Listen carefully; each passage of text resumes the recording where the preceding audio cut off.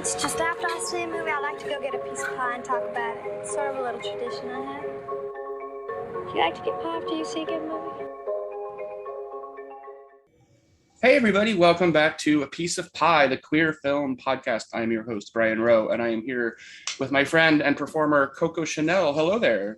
Hello, how you doing today? I'm doing great. Thank you so much for coming on. I know we've been trying to make this happen for a while. So, and this literally, I think we are Facebook friends, and you commented on a post about Drop Dead Gorgeous, and I was like, oh my God, we should cover Drop Dead Gorgeous. And so here we are. We're talking Drop Dead Gorgeous and Miss Congeniality.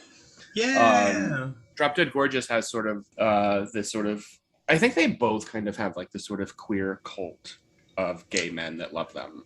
They do indeed. They do indeed. I would say probably more Drop Dead Gorgeous than Miss Congeniality, but they still have a following. I mean, they have some insane, crazy moments. Yeah.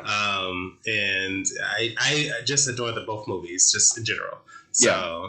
Cover two films about beauty pageants without having you on. So yay! A queen covering queens. Exactly.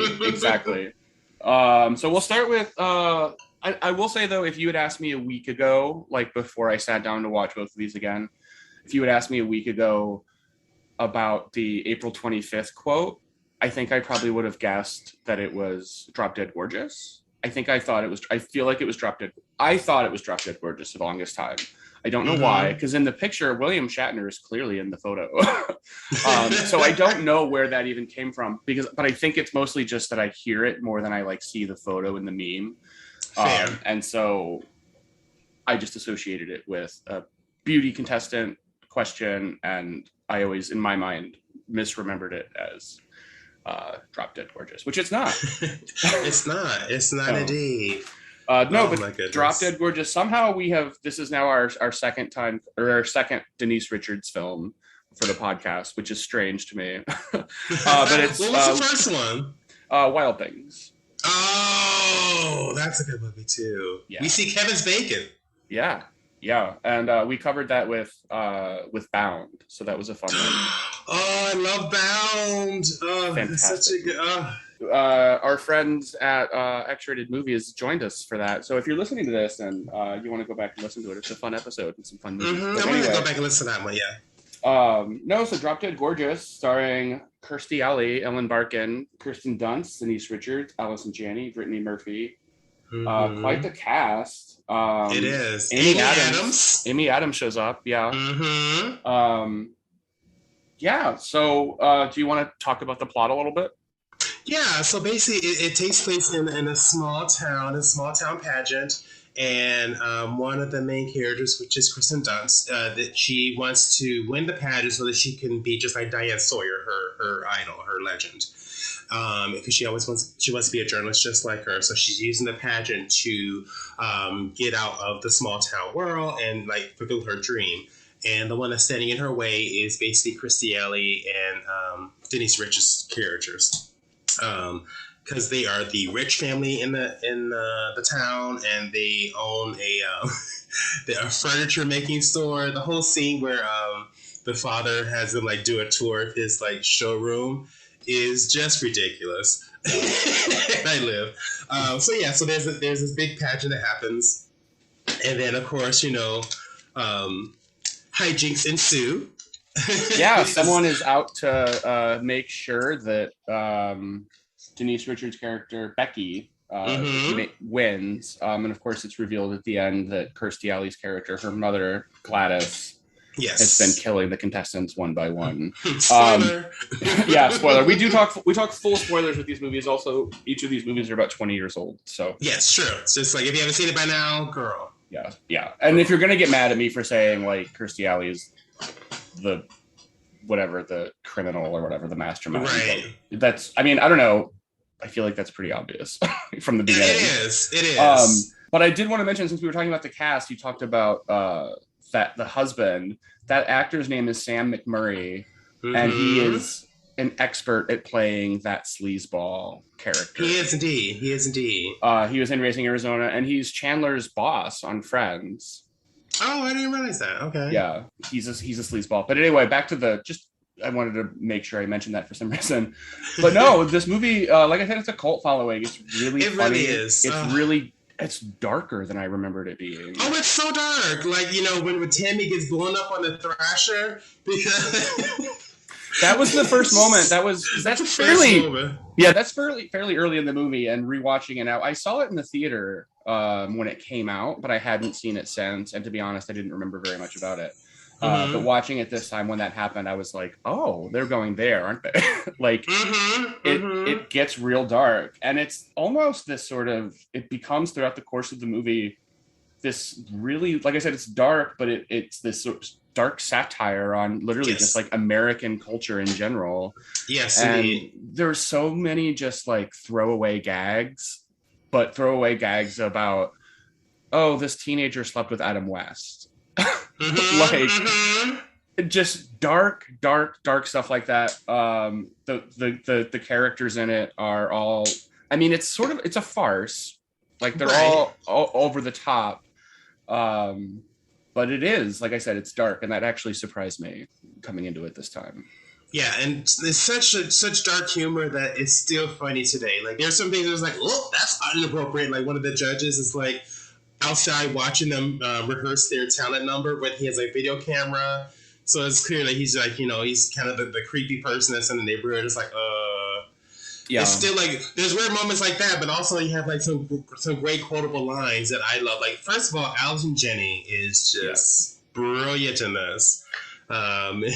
She's like the most smartest. It's just like some quotable moments in this movie. It's like, you know, even when you get to the pageant itself, when they're doing the whole presentation of how they are American, and then like the one girl has a big ball of yarn. She's like, I misunderstood the assignment. I literally talk about this with all my drag queen friends, talking about like people that, you know, we're going to see like a themed show, and there's always that one queen that is doing a number, and it's like they misunderstood the assignment.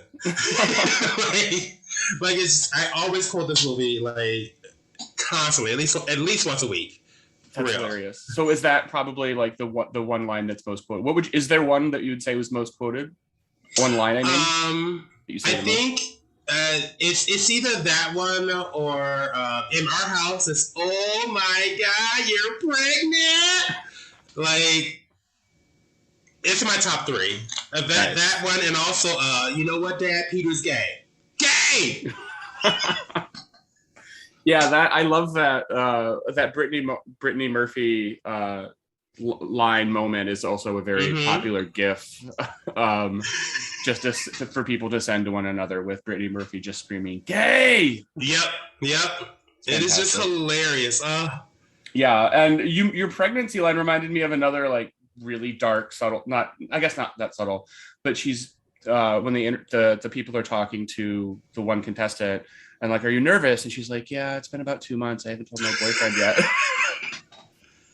And she's like, oh, you mean the about the pageant? The pageant. Yeah.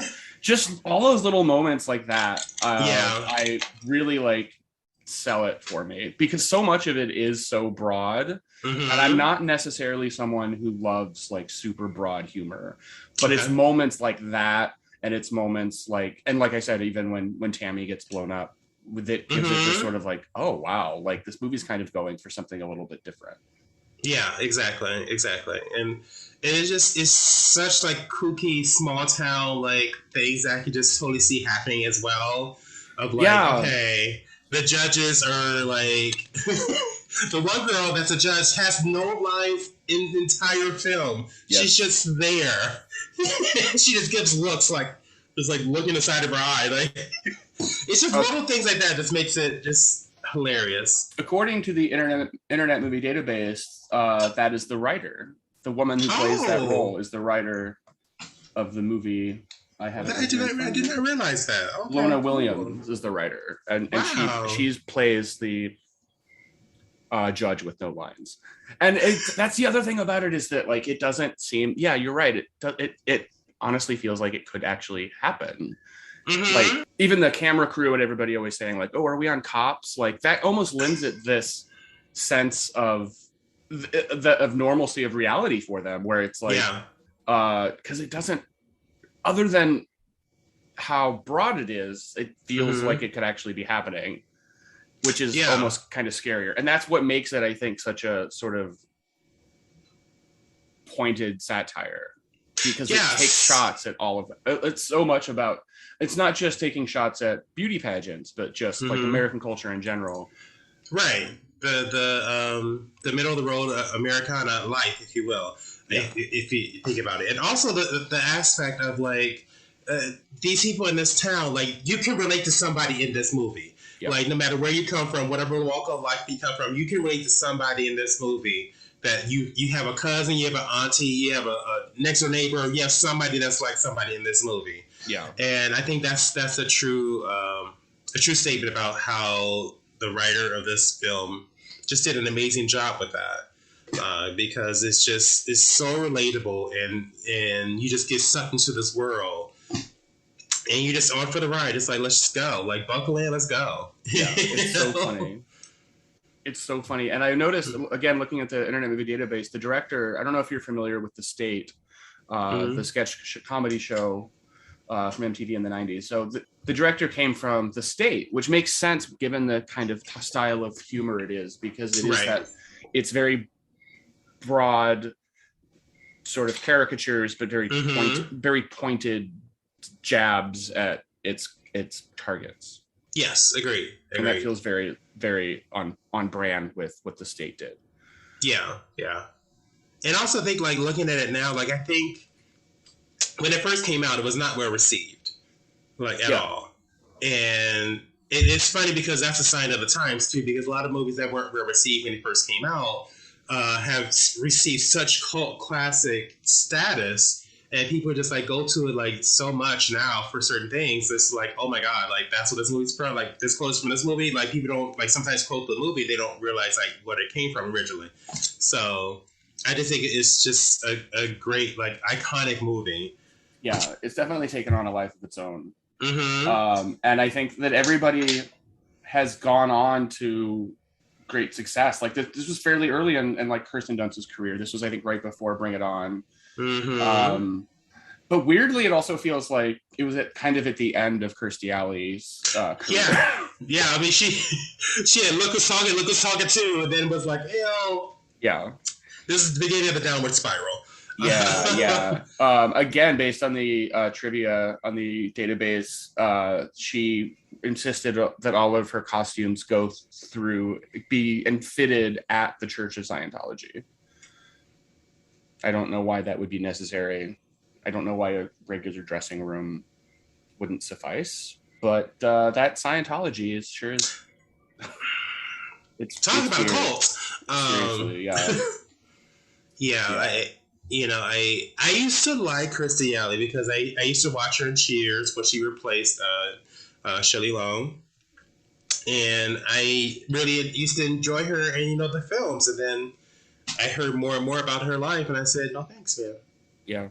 I mean, she's funny in this. It's kind of great to see her kind of go all in on this character. Like at the end when she's literally just like, she's in camo, like shooting up a crowd. Kirstie Alley like embraces it. Like, and it's fun to see her in that kind of broad sort of comedic role. Agree. And you realize that, she's a talented actress who just, lost her way, if I say. But one of my favorite lines that she does say is, "My husband's furniture is fake as my orgasms." The writing, the one-liners are just like zing, zing, zing. It's just yeah, and she's great at it. Like I think she plays that character well. She's channeling Fargo. It feels like a lot of people in this movie are channeling Fargo. Very much so. Yeah, with the accents and everything. Yeah, it's just a really. I like I said, I didn't remember it very much. I wasn't really sure what to expect, kind of watching it again. But I was struck at just how hilarious it was, but also how mean it is. Because these are also, like I said, these are it's pointed targets, and like these people this is basically Trump country now. And I feel like if you made this film today, these characters would be a lot less sympathetic. because of that, for whatever reason. Like, and then it's just another example of like the great lines where just it goes down to like even that priest delivering the eulogy, and he's like, maybe it's just a reminder for us to buy American, which is like this disgusting like thought to have at a funeral, but also again it feels on brand. But I feel like yeah, if you were in like one of the Carolinas, you would hear some preacher say something like that at a sermon or something. It's like, you know, yeah, it almost makes it kind of like hard to watch sometimes, but it's funny enough that like it gets away with it. A lot, the humor goes a long way, I think. And also, they like that's something I tell people all the time too. Is like it is also still a sign of the times. Yeah. So you have to remember like when this movie was made and how things were in our American society. So remember like taking that into effect, because sometimes like I have conversations with people about certain films. They were like, "Oh my god, I can't watch that. That's problematic." I was like, "Well, let's think about the time and let's consider what that meant at that time." Not what it means now. Like, you can have the feelings now. Like, I understand that completely with certain films. Certain films, I'm like, I try to watch it again. I'm like, oh, perfect example. I tried to watch Short Circuit. I was like, I can't do this. With Fisher Stevens? Yeah. And I was like, first of all, the homophobic jokes is rampant. And then you have a Canadian playing someone that's from India. And I'm like, this... No. Yeah. But I feel in this aspect, there are some moments where it's like, okay, this is a product of the time, but this is just a small moment where this move on. So Fisher Stevens has since apologized for that caricature. So good on him for that. And I think at the time, I think his justification was like, you know, didn't really think anything of it, you know, because Mickey Rooney had played Asian in Breakfast at Tiffany's, and it was something that they just did at the time. They weren't thinking about the consequences of the actions. Exactly. But because I mean, people forget that, you know, Judy Garland did blackface. Wait, I don't know if I knew that. Oh, you didn't? Oh, yes, in one of her films, she does Swami River in blackface. Yeah, but she was, again, that's part of that MGM machine. They were just like, you got to do your under contract. You just got to do what we say, you know? Yeah. Wow. I don't think I knew that. That's crazy. Yeah. Well, I'm going to be Googling that later. That's fascinating. But yeah, she was such a, not to like get too off track. Sorry. No, not at all. I mean, this is kind of what we do. So it's fine. But she was very much under control and told what to do. I don't know how much that excuses. I don't think that excuses the blackface, right? But because I don't know that even in that time she would have had the sort of the wherewithal to say like this is wrong, because she would have gone along with it anyway. But I don't know, and I don't want to like sit here and talk trash. Make excuses. So I have no idea, and like I said, I literally just found out about it, so I don't know. But that's really unfortunate. But yeah, we started down a rabbit hole there. But just kind of like, you know, circling back, it's one of those things like it was a sign of the times, and I think it was there's certain things certain lines that they do say in the film that like you can't say that now. Yeah, like about like Will Sasso's character, you know. Is that the brother? That was the not the brother. That was the one that the father was one of the judges. And so, so Will Sasso's character, which is the one that he was mentally challenged. Okay, yeah. And there's certain words they called him too, and then the film was like, oh, you can't really say that now. But But even then, though, or even with that in mind, I would imagine that if they made it now, I would imagine that those people, not to like again cast aspersions, but I would imagine that people from South Carolina and Trump country would still use that word and think nothing of it. Correct. Which is why I say it is definitely a sign of the times, and that's why I felt. Another reason why it felt so relatable, because people do say that. I was like, what's wrong with that? That's what he is. Like, we're not shutting him. We're just saying that's what he is. It was like, oh, okay. And that character is definitely used as a punchline. Yes. Repeatedly. And honestly is really only there as a punchline. Yeah, that character, I think, would probably just, if you were making it or remaking it, you would just lift that character completely. Probably, yeah. Altogether, yeah. Yeah. But no, like I said, I was so pleased with how funny it ended up being. And it's still funny to this day. Like, that's the thing with some comedies that like I've tried to rewatch now. Like, oh my god, I love this as a kid. Like watching it, and then you try watching it, I was like, why was this funny? Yeah, I was like, exactly. That's a hard thing, also, especially with comedies. It's always hard to be like to not just make something funny, but also like to have it last a longer time of it still staying relevant and funny. Yeah, because some things just don't stay funny. Right. Well, yeah, like comedy evolves and changes, and it does. And the classic like sight gag of like a banana, someone falling on a banana peel or a pie in the face. Right. I don't think anybody really thinks those things are funny anymore because they're so overdone. But at a time, there was a time when that shit was the height of comedy. Like, oh my god, did you see that? He got him right in the face. Yeah, exactly. Oh, and another Friends cast member that I wanted to mention, she plays the reigning champion, Mary Johansson. The actress's name is Alexandra Holden. She played Ross's inappropriate girlfriend. Oh, that's right. When he was a college professor, she was one of his students. And I didn't realize, I was, when I was watching it, she was one where I was like, who is this actress? She looks so familiar. So familiar. And then when I looked it up at the end, I was like, oh, okay.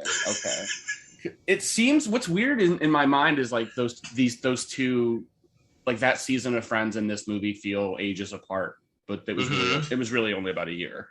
Right. Which is exactly. Crazy. But that was fun. When she does the don't cry out loud in the wheelchair. Oh my god! With the nurse pushing her, it's a little thing that the nurse does a little run and a little jump. Like it's yeah. Why are you doing that? You're just pushing her. Yeah, she really sells it. She's really funny in this movie, and she's another character that would probably just be lifted completely, or at least changed in some way. But all of her jokes about her eating disorder and things, I think, are probably her and like the mentally challenged brother. Like those are the two characters that like are probably if they redid it. Yeah. But I mean, I did quote that moment too, where she says like, on the day of competition, I did 2,000 calories and I was ready. I was like, what? Who talks like this? Well, I took to be like she has so little energy that she has to like say a couple words and then take a breath. And then say a couple, like she's just been that decimated by her anorexia.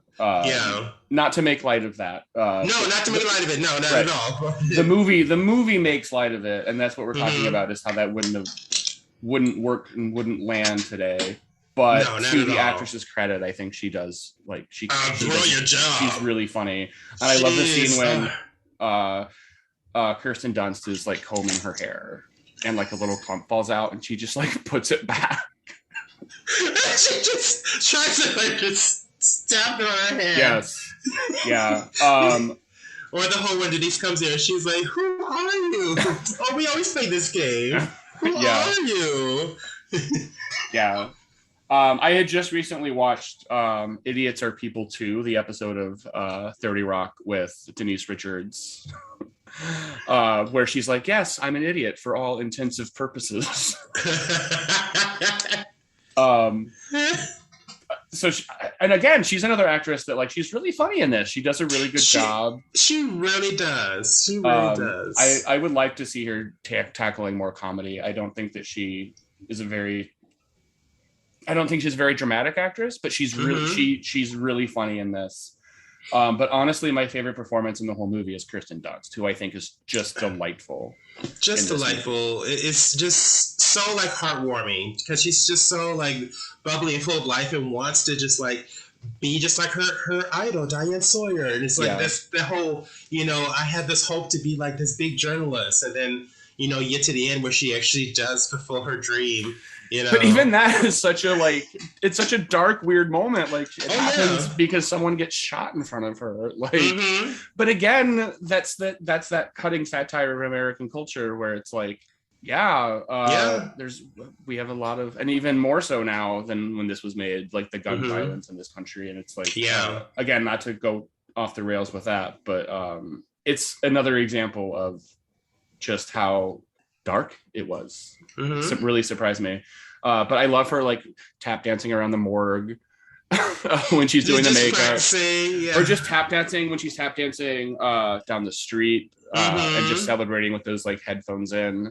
And then, I can say I honestly have done that. When I was like a teenager, I was known for the one walking down the street singing and like doing their own like choreographed number in their head, walking down the street, come from school. Like I was known for that in the South suburbs, because that's just what I did. I was like, I love music, I love singing and dancing, so I would just be, as soon as I got out of school, I would walk home, wouldn't take the bus, and just like sing and dance walking down the street. So it's totally relatable for me, No, but Kirsten Dunst is wonderful in this movie. She really is. I want to just take a moment to give her props, because I think for whatever reason she gets a lot of flack.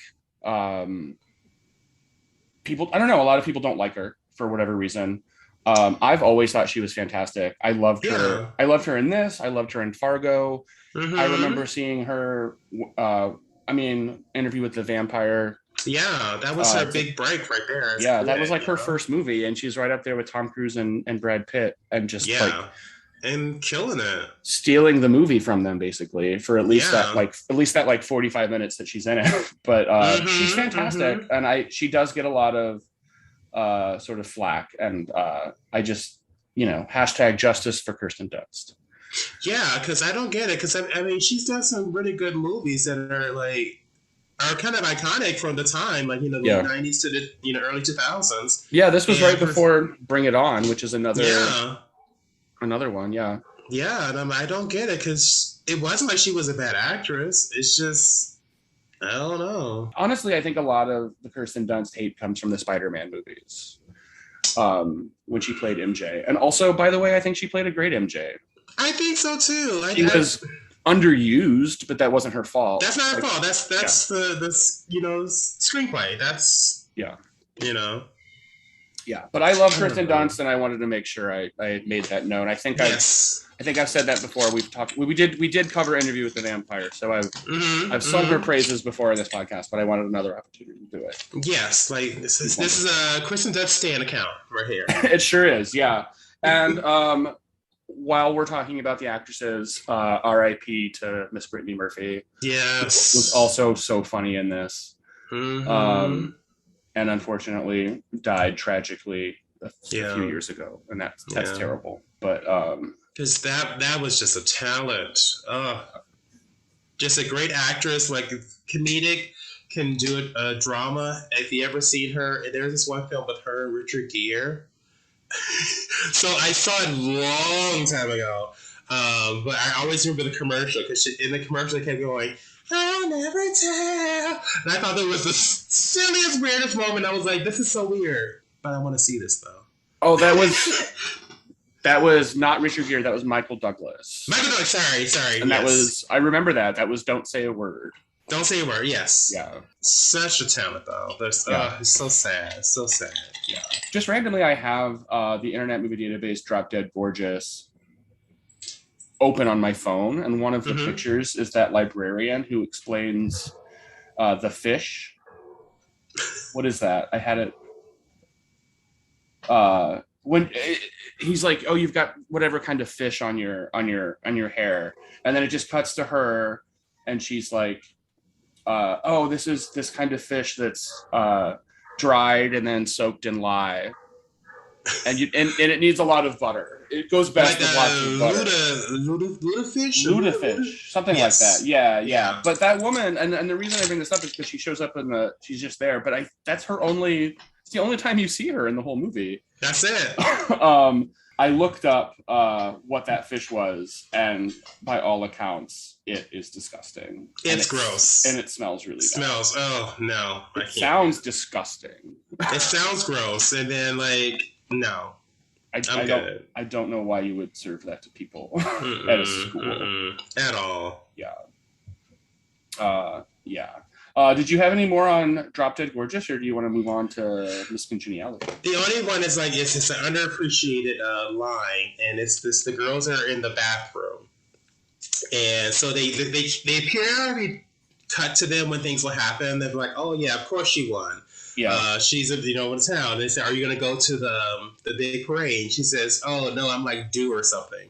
And then you realize like, oh, she's pregnant, and she's smoking in a bathroom in high school. Yeah, just like just to sum up the movie. Yeah, absurd. Yeah, it's like I said, I feel like they play it very broad, but a lot of it is very pointed and very mean and dark at a lot of like this sort of, for want of a better word, like this sort of underbelly of American culture. Because even the fact that at the end of the movie, like they all get to that big office where the pageant's supposed to be, and they've been shut down for tax evasion. Yep. So it's like this, like just layers of like, not only is it like mocking all of that, but then it's like now this company are the typical sort of American capitalists that are like milking the youth of America and taking advantage of them for their own gain and then running away with the money. Yeah. Yep. Just really, really funny, fantastic, dark movie.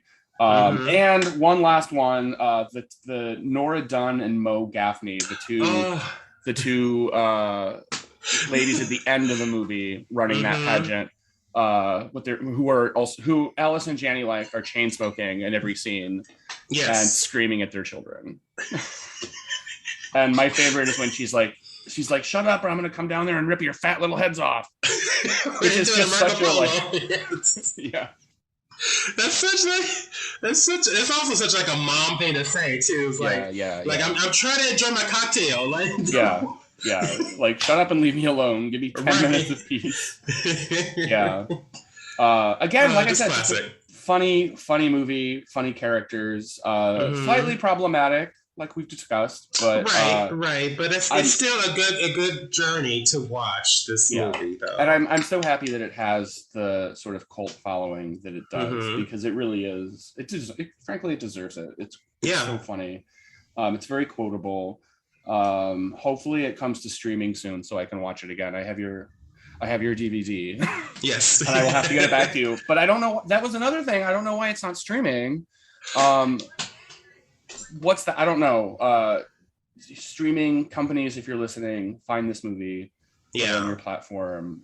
There's so many streaming platforms, and the idea that literally none of them have it is really and here's the thing that I've noticed as well. This is why I still keep my DVDs, because I'm that person. There's a time period that a lot of the movies they're spotty to find them on DVD, and it's something that happens between like 1985 and like 2005. There's certain films are just not available. If they weren't like the mega blockbuster films or like the classics, it's hard to find. So I don't know what that's about, or if they think there's no market for all these films to be like some sort of streaming aspect. I'm like, there is. Trust and believe. Like, honestly, even now, just looking up the movie you talked about earlier, Don't Say a Word, I'm like, is that even streaming? Because I feel like that movie is kind of faded into obscurity. And it doesn't seem like it is. Just another, you're right. There is this sort of era of films that is slowly dwindling. And I've moved across country twice, so I got rid of a lot of my DVD cases, but I still have DVDs. Moving back to Chicago, I put everything I put all my DVDs in a book, and I have that. But I don't have space to have them out. Even if I had the cases, I don't have space where I live in a studio. But I do still have them. And I have a bunch of them, and I'm circling back into honestly for the last couple of years I haven't been buying physical media, but I'm kind of circling back around on that because of that very reason. Yeah, and that's something I've been doing too, also with Black cinema too. Certain films that it's harder to find, the older they are, and that's why like I have East Bayou, I have Crooklyn, which is something that is one of Spike Lee's, like I think one of his finest films next to Malcolm X. So there's films that like people, and I also want to keep it so that way I can educate my drag babies that come along. They're like, I've never heard this before. I was like, well, let's watch it, and you can experience like, oh, this is a really cool movie. You should watch this. So is Crooklyn hard to find? It was. It's become easier now because of since Spike Lee has now become like the president of the foreign press. I forget which. It's whichever academy is over the Golden Globes. Oh, it's the Hollywood Foreign Press Association. There it is. Yes, he's the president over that right now. So that's why a lot of stuff has become more easier to find of his films. But before it was hard. The only one that you could pretty much find was like Malcolm X, Girl 6, and Jungle Fever. Those are like the three you could find. But other ones like Mo Better Blues and other films that he did it was harder to find in general. Like, and if they may just have it on streaming, but then it's like, I want the physical DVD because what people don't talk about, and this is something I think people need to know about, people don't talk about the fact that a lot of these streaming services, they only have a contract for a certain amount of years with these movies. And then when that contract is up, they can just remove from their library. And then if no one else picks it up, it's just gone. So you may have gotten a service and it's like, oh, I want to see this because this has X, Y, and Z movies. And then you go there maybe like 6 months later, I want to see this movie and it's gone. It's because they no longer have a contract with the whoever owns the rights to that film. So then they just release it and now it's gone. Now you can't see the movie. Yeah. Even if you bought it. Mm-hmm. That's why I have a problem. Like, I bought this on streaming and now I can't watch it because your contract is up with it. Well, I want my money back. Yeah. You know what I mean? Like, that's just ridiculous. And people don't know about that. People don't see that it's in the fine writing when you like sign up the streaming service. But like, I'm like, no, that's why I just buy the DVD. If I really like the movie, I'm gonna buy it and just have it and own it because that way I can watch it when I want to watch it.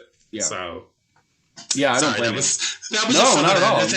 Because most people don't know about that or aren't aware of it. So I thought I would share that. No, that's fine. I am aware of that, but maybe not all of our listeners are. So thanks for bringing that up because that's an excellent point. Because I mean, you were talking about Black cinema, queer cinema is silenced and buried the same way. Absolutely. When we were covering The Boys in the Band, the only place I could find it was Amazon, and I had to buy a physical. I wanted to buy a physical copy so I could have a physical copy, but also I hated that I could only buy it on Amazon because I am no fan of Jeff Bezos and I don't want to support Amazon. But it was this, I was like, well, I can't find it. I can't find anywhere else. Yeah. And it was, and it was like, it's only like, it was like $18. It's like, I'm not really, it's not like I'm personally sending him to space with my $18. So it was like, okay, but like, yeah, it was the same thing. And it eventually, I think within the last couple of months, it is now on iTunes. The original Boys in the Band is now on iTunes. Good. Okay. And I did buy it, but also I fully expect to like go to load it up one day and it just be gone. Yep, exactly. But it does honestly surprise me that more Spike Lee films aren't available just because he's Spike Lee. It's a Spike Lee joint, you know? Yeah. Like yeah, like it should just be ready available, on multiple platforms. And a lot of it is just not. Like they in June, they just released Bamboozled. On Blu-ray? DVD and streaming. Okay. In June. Wow. That movie came out in like the late 90s. Yeah. I remember that was with Marlon Wayans, right? I think it's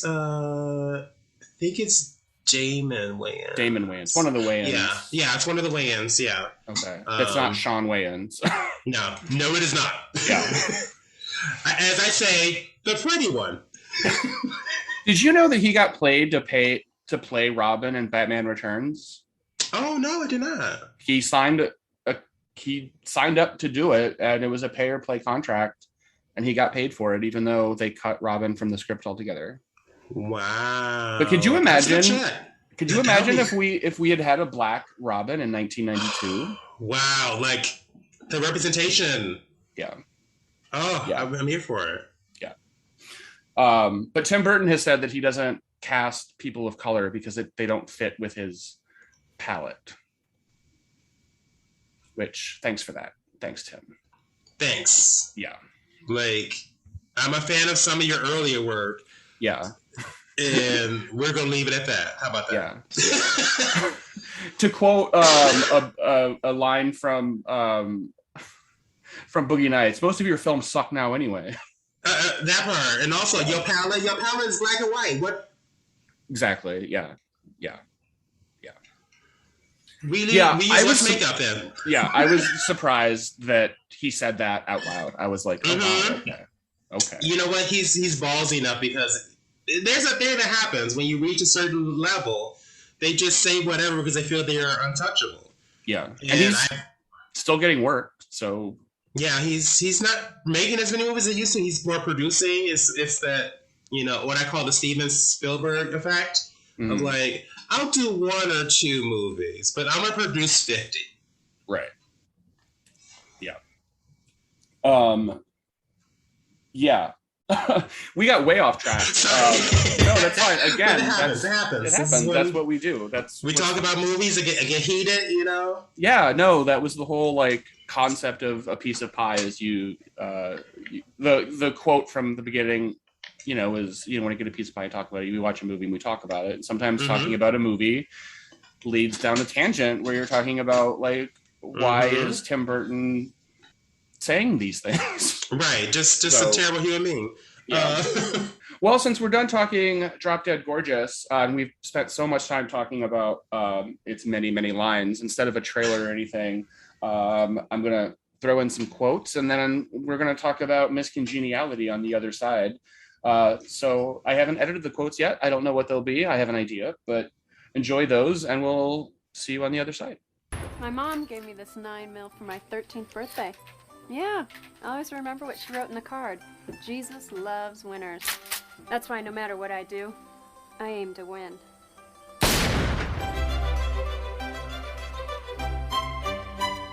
It's me, Becky. And I brought your favorites. Real nice, Becky. She's anorexic. She's skinny, Amber, not deaf. Oh, shit. Oh, they're from Los Angeles. They wanted to see my room and film me for their movie. Yeah, well, if they ask you to take your top off, get the money first. Can one of you boys give me a ride home? Don't fall for it. She lives 2 trailers down. So, be real easy. Go on home, Loretta. Come on. Go on. The party's over. All right, and we are back. Now we're talking about the other beauty pageant film, Miss Congeniality, which I was talking about this before we started recording. I don't have much to say about this movie. Michael Caine kind of saves the movie. Michael Caine and Sandra Bullock sort of like natural charm and ability to kind of rise above whatever material she has. Yes. But otherwise, it's a cute film. It's cute. It's a cute film. That's why I label this as. It's like, okay, if you've seen it once, okay, cool. You don't have to keep revisiting it. It's not one to be like, oh, let's just pop this in. It's a fun Tuesday night. It's one of those like, it's good that you've seen it and then you can move on. I mean, there's some great moments in it that happen, especially with, you know, Candice Bergen and William Shatner. You know, but and the quote we talked about at the top of the show, the date, the April 25th date, which has taken on a life of its own, and you see that image every April 25th, whether you want to or not. Exactly. But yeah, I mean, so just to go over the premise, if you don't know, she plays an FBI agent who goes undercover in a beauty pageant because someone is targeting the beauty queens, they're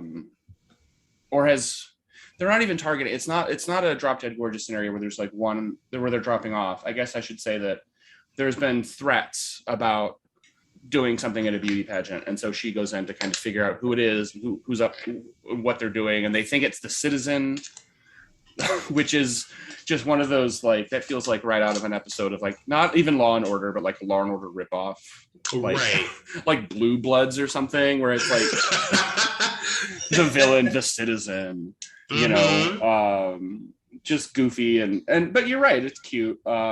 Sandra Bullock is adorable, and she is. She really, her and Michael Caine and their chemistry, their scenes together, I think, are the highlight of the movie. Agree.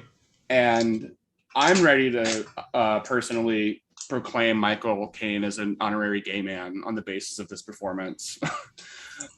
I mean, but however, he does have that. He has a problematic performance in a Brian De Palma film where he plays a cross-dressing serial killer. Oh, I remember that. I remember that archetype. That was a common thing for a while. Yeah. Yeah. Again, it's a pure product of its time. It was like 81 or 82, and it was like Brian De Palma. And Brian De Palma, of course, is like fancies himself Hitchcock, and he was doing a Psycho riff and whatever. But again, we're getting off track. I think he's delightful in this movie. I think he's really wonderful. I think he's an absolutely wonderful actor, and he does get his props, which is a good thing. Yeah. You know, but I enjoy watching him and their chemistry together throughout this film. Is to see like the whole, you know, town boy FBI agent feel like learning how to be like this pageant person, you know.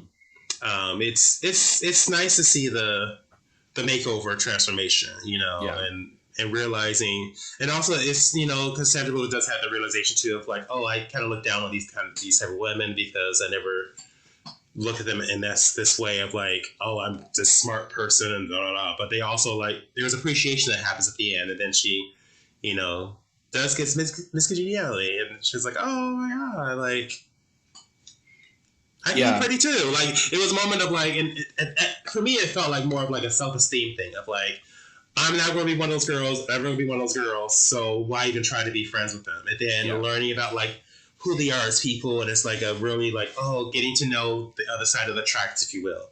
Yeah. And that's one of the promising coming away moments or feelings I get from this movie. It's like learning about the other side of the world that you never got a chance to be a part of, and appreciating that world for what it is. Yeah. Yeah, and I think all of that is summed up with what you said at the top. Like, yeah, it's cute. It's a cute movie. It is, yeah. It bears mentioning there is a sequel. Have you seen the sequel? I have seen the sequel. I have never seen it. How is it? It doesn't seem like it's very good, according to what I read. It is not. It is terrible. Sandra Bullock has this habit of doing sequels to movies so that she can get her own project made. Because I remember she did Speed 2 years and years ago, literally because she was like, I'll do Speed 2 if you let me make Hope Floats. So I wonder what movie she made out of doing that sequel. I don't know. I hope it was the letters. I don't. Murder by Numbers with Ryan Gosling and Michael Pitt. Sure, I would. I will say though, I really enjoy Sandra her acting in thriller films. Like, I mean, I don't want to be in a movie with them because everyone else around her dies, but but I enjoy her in them, like Bird Box. Yeah, and the old. Jumping back, The Net, which is dated as fuck. Yeah. Max has been gunning to do a episode on The Net and hackers. And hackers. I'm not sure I'm convinced yet, but maybe the two of you can go off and do one. Cover those two films. I just don't have any interest in watching them again. Oh my god, it's so dated though to watch like some of this. Yeah, seeing like 90s technology, talk about this is so advanced. I was like, oh, yeah. Oh, with Dennis Miller. Yeah, Dennis Miller in it. Yeah. And Speed, honestly, I actually have a soft spot in my heart for Speed. I think Speed is a fantastic movie. I enjoy Speed. And I think she's wonderful in it. Again, these thriller films, I think she does great in. Like, it's, you know, I don't necessarily like the ones where she's like a romantic lead. I don't. I liked the one with Ryan Reynolds. That was funny. Oh, but didn't it have Betty White in it? It did have Betty White in it. Okay, so there you go. Yeah. Yeah. I do not like her in The Blind Side. I thought that was a bad performance in a bad movie. Probably, in my memory, it's probably the worst performance I've seen given an Oscar in a long time. And most recently, it has happened since, but when Rami Malek won for Bohemian Rhapsody, I remember saying like, oh, that's the worst Oscar-winning performance since The Blind Side.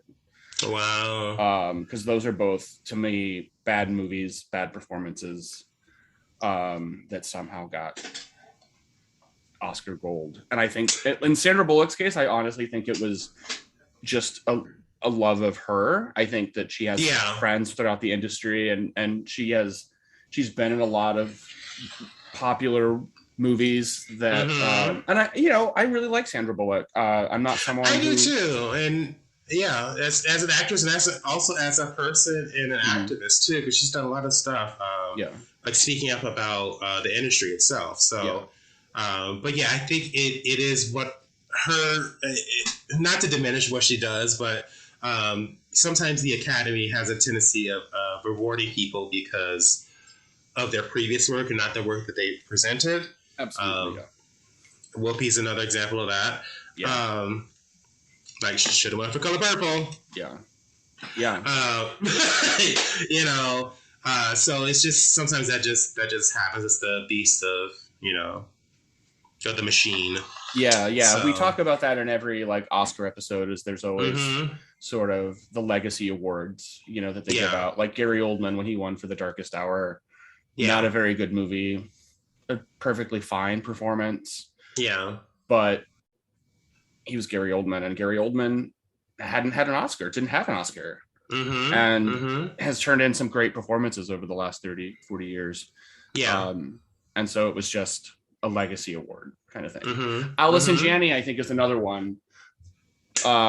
Yes. She honestly, and when she won for this, I remember we were talking about it on the podcast, and she's played the character that she played in Drop Dead Gorgeous is not terribly far removed, if at all, from her character in I, Tonya, which she won for. Yep. And I think in both cases, or I think in her case, it was she won out of a sense of goodwill and out of just years of doing the work. Correct. I'm still mad that Laurie Metcalf lost, because Laurie Metcalf gave a phenomenal performance in Lady Bird. Now that's someone that I just does not get as much props as she should, because she's a phenomenal actress and she jumps back from film to TV to stage back to film, and just is so underrated. Yeah. I just don't get it. I don't get it. She's fantastic. She has a shelf full of Emmys, I'm sure, from she does her days on Roseanne. From Roseanne. But she should have won for Lady Bird, hands down. And I think she won an Emmy also from Big Bang Theory. Didn't she play somebody? She plays Johnny Galecki's mom on that, right? Yeah. Not Johnny Galecki. Jim Parsons. Oh, okay. But I just love. I remember knowing about that because it was a little mini Roseanne. It was a little mini Roseanne reunion, so it was, which I was like, oh yay! Yeah. And Sarah Gilbert was on a few episodes, was she not? Sure was. He was Johnny Galecki was dating her for a moment on the show. Oh, that's fun. So that was like a moment, like, oh, this is cute. That is cute. I love that. It's not a very good show, but I find myself watching The Connors. Yeah. Fairly regularly. Yeah, I tuned back and forth into it. I did not see the first season when it first came out. When Roseanne was when it was Roseanne. Yeah, I didn't watch that either. What was that? Sorry, that's my doorbell. Okay. You probably got an Amazon delivery or something. Okay, no worries. Do you need to answer the door? No. Okay. But perfect. We can go right back to Miss Congeniality because we get way off track. I also wanted to mention Benjamin Bratt, who is in this. Yes. And he is every toxic straight man in America in this movie. Yes. So all my exes. I hated his character basically. Yeah. And I didn't even like that they like ended up together because it did seem kind of, I could see them like hooking up. But they make it into this whole like, and she plays it off and she does a good job with it, but she's like, you want to kiss me and all that stuff. And like I could see them like having a one-off night, but I didn't like that character. And in reading about the sequel, they are not together in the sequel, which made me happy because I'm like, good, that's realistic. Yes. They are not. They did what they needed to do and moved on. Sandra Bullock characters always break up with the boyfriend in between sequels, before the sequel. Correct. She did before that the sequel. Yeah. It sure did. Sure did. Yeah. Also, William Shatner and Ernie Hudson. Yeah. Do you think that William Shatner was playing gay? No, I think he was playing like he was on medication. Which I think it was just William Shatner just showing up on set and just saying, okay, and go. Yeah. Like, at this point, I don't think William Shatner acts anymore. He just shows up for the job. They just say, just go whatever pops in your brain. Okay, great. Yeah, and if you can get to these lines, these are plot points you need to mention. These are just rough guides to get you to where we need to go. Yeah, but he's funny in this. He's not in it very much. And he's funny. He plays the sort of aloof sort of host. I did think it'd be funny if he was just playing William Shatner, like hosting this. Oh yeah, that actually would have been funnier. I think he probably wanted to, and then the director probably was like, let's just try to wheel it back a bit. It's like, oh, okay, well. Yeah. And that's where the medication came in. Yeah. He's like, oh, I can't play myself, and I'm way less interested. Right. But this is another one, though, with a couple of really good quotes that I made note of. And then they're both, oh, actually, I was going to say they're both from Candice Bergen, but one is Candice Bergen, one is Michael Caine. And the Michael Caine one, I wrote this down. I was like, I'm like, this should be like my Facebook caption or whatever, where it's like, I'm a miserable, grumpy elitist, and that works for me. I'm like, same girl, same. It doesn't have that bite that Drop Dead Gorgeous does. And I wish it did, because I think, especially with her character, I think a lot of that would have landed a little bit better. I think Candice Bergen does it well because she's Candice Bergen and she's funny. But I do think that this movie could have benefited from a little bit of that sort of snark, a little bit of that sort of attitude. I totally agree. We're really making fun of this pageant and what it means and what they're actually doing. Whereas this is really, it's just the pageant as a backdrop. Correct. It's very it's a very sort of generic, like a cop goes undercover, like we've seen it in Point Break and Fast and the Furious. And it's just a generic sort of concept, and this is sort of flipped. It feels flipped for, and I hate to say this because I don't like the idea that movies are for men or for women, but it does feel like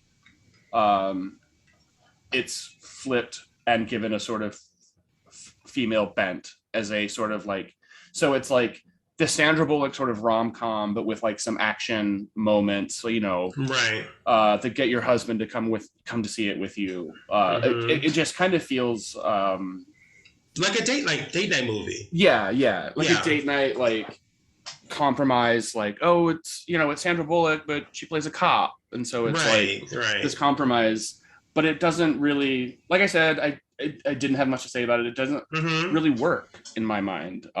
Those two sides never really reconcile themselves. The cop stuff is just goofy, and it's like I said, like The Citizen, and then like with the stuff with Benjamin Bratt, like he's a fucking doofus, like, and so a lot of that doesn't work. But what does work about it, like I said, Michael Caine her scenes with Michael Caine. Honestly, the beauty pageant stuff works the best. Like the Michael Caine and the Candice Bergen. Like I would have liked it more. I think more of that. I would have liked it more too if it had had that sort of darker edge where it was really skewering beauty pageants and what their goal is, as opposed to just sort of using it as this backdrop. Yeah, I agree. And I think part of it too for me is so also like knowing like Candice Bergen's background too. You know, she was also a pageant woman too. Like I did not know that. So she used to be a model and pageant woman back when she was like late 18, 19, and then she got into TV. So yeah. And so something like I wish there was like more of that feeling of like if they would have wrote that in of like I was a former pageant winner and you know kind of had the whole Mrs. Krabs from Hairspray feel. Yeah. Like if we just had a little bit of that, like so like whoa. Yeah. I would think it would have gone beyond the point where it's like oh it's a cute film. Yeah. You like yeah. I mean, it was successful enough to get a sequel, so I mean, I guess people liked it. I mean, people did. Well. They had some funny moments. The whole, you want to kiss me moment. But yeah. But like I said, it's one of those films that's like, okay, I saw it, great. Yeah, and it does pair well with Drop Dead Gorgeous. It's nice to have these two beauty pageant films, and it's interesting that they both sort of. They're about beauty pageants, but also crime and murder plays a big part. Yeah. Because I tell you, those pageant queens be vicious. Oh, I'm sure. They had there wasn't that whole reality show. There was a reality show about pageants. Yeah, about the pageant. Like, well, you have Toddlers and Tiara, so that's the one I was thinking of. Yeah. Oh, okay. I've only seen a couple episodes. Because I do watch more Dance Moms, but I haven't seen either one. I'm not a big fan of reality television overall, so I don't. And see, I wasn't until quarantine happened, and then I was well, what is this show? Mm-hmm. And then I was like, here we go. Yeah. Now I'm addicted. Yeah. The only thing I would say about Miss Congeniality is like, you know what? If you want to watch a fun ride, watch it. If not, you're fine. I would recommend Drop Dead Gorgeous over this, but good luck finding it. That part. Yeah. But Miss Congeniality is on HBO Max, which is how I watched it. So okay. That is readily available. I don't know if you've listened to the show. You know about Say Something Gay? Yes. Do you have a Say Something Gay for these films? I don't. I want to say something, but I don't know what to say. I mean, it doesn't have to be. You could also. It could be about the fashion, about like your favorite outfit or your favorite. I will say it doesn't have to be like, oh, this person is so hot. It's just something stereotypically gay. Okay, I'll say for Miss Congeniality, Benjamin Bratt. He can mix up my guts. That's that. But for Drop Dead Gorgeous, I would say I live for the group routine to conga. And it is such camp. It's a total camp moment of like they painted the stools right before they go on stage. Yeah. And they're all in black, red, white, and blue. And then it's like also the chairs are painted red, white, and blue. So it's like moments where they're on there. And it's like I freaking live for that moment. I have rewound that over and over again.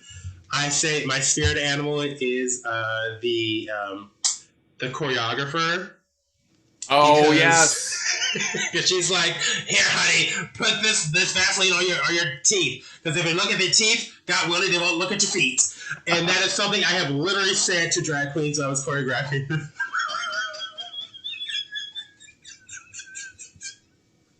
I hope they took that advice to heart. They did. They said, damn, you mean. I'm like, I am telling the truth. So what you're saying is these queens don't know this movie, unfortunately, it sounds like. A lot of them don't. Yeah. A lot of them don't. Unless they're like my age and above. Mm-hmm. They really don't. So now it's my job to be the, gay educator and teaching the kids about these films that they need to know about.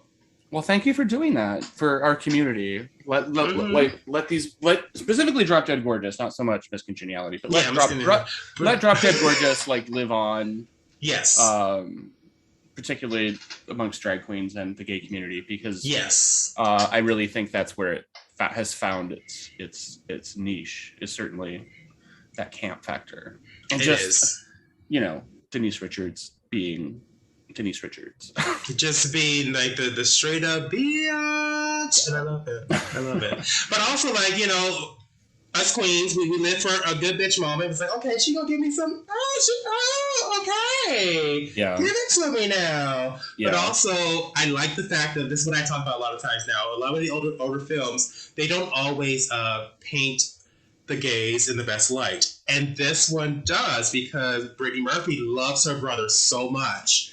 And even when the father finds out he's gay, there's no bashing, there's nothing like that. So considering that time aspect of like this person that we never got to see, which I would love to do like a prequel and like see like some of the people that's talked about we don't see.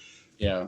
That's my own personal little thing I would love to see. But the fact that like that person is celebrated and they're not like, oh, you can't talk about that. It was more like, I love him. He's my brother. He's like Liza. And he's Bette Midler. And he's like Judy Garland and Barbara Streisand. Like he's playing all these characters. I'm like, the fact that he's so celebrated, I love that. Yeah. So just putting that out there. And that is in sharp contrast to Benjamin Bratt's treatment of Michael Caine. Correct. In Miss Congeniality, where he's just is filled with sort of this disdain for him and is constantly belittling him. And so my Say Something Gay, like, honestly, when I was watching it, I was like, like I said, I quoted that Michael Caine line, I'm a miserable, grumpy elitist. Like, I wish that Michael Caine was like, I want to hang out with this character. Like, I want to go to dinner with this guy. Yes. And like, because he has seen it all. And he's easily my favorite character in the movie, and I don't know if it's because he's Michael Caine or if it's because he's gay, but I think it's a combination of the two. I think I agree, it's a combination. I did have someone that was very similar to him in my life. He did pass away in late 2019, but he was very much like, he did work the pageant scene. He was a costumer on Broadway. And like he was just like, I just wanted to work a regular job now because I like stability and I like be able to go to the doctor and afford it.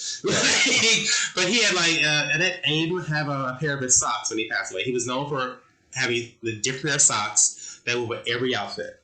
Oh wow, okay. Yes. So at his funeral, they passed out socks because that was like one of his trademarks. Oh, that's cool.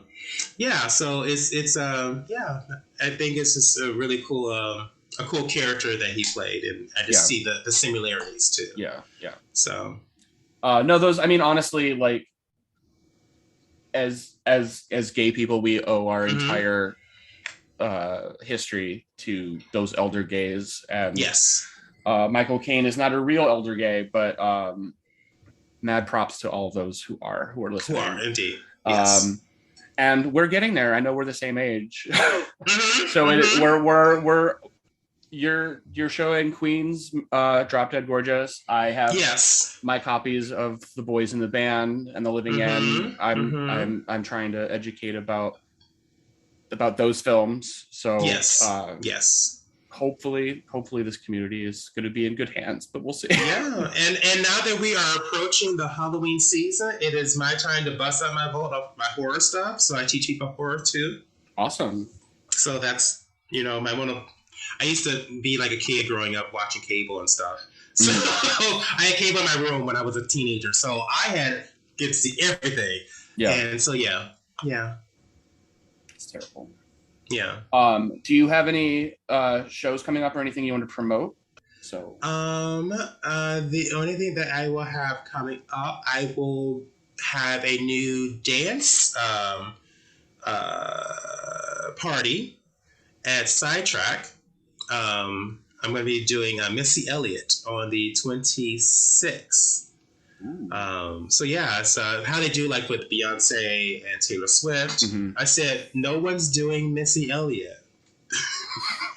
I'll do Missy Elliott. So I have that on September 26th. And then you can find me as one of the new resident queens with Newport Theater. Starting the end of September, going into October, the new year. And then make sure that people follow me on Instagram, because there's going to be a lot of things that I cannot talk about yet that will be coming out. What's your Instagram handle? It is Coco Sho-Nell. That's COCOSHONELL. Excellent. Thank you so much for coming on and hitting us with your Instagram. You can find the podcast at Piece of Pie Pod on Instagram, Twitter, and YouTube. I am So Brian Rowe. That's Brian with an I, ROWE, on Instagram, Twitter, and Letterboxd. Make sure you give us a like and a follow. This is our last episode until Halloween. I'm taking a bit of a hiatus, so give us a like and subscribe so you can be made aware of new developments and new episodes. I'm going to try and stay active on social media, but the podcast itself will be on hiatus until Halloween. So thank you so much again, and we'll see you in October. See you October. And in the meantime, get vaccinated.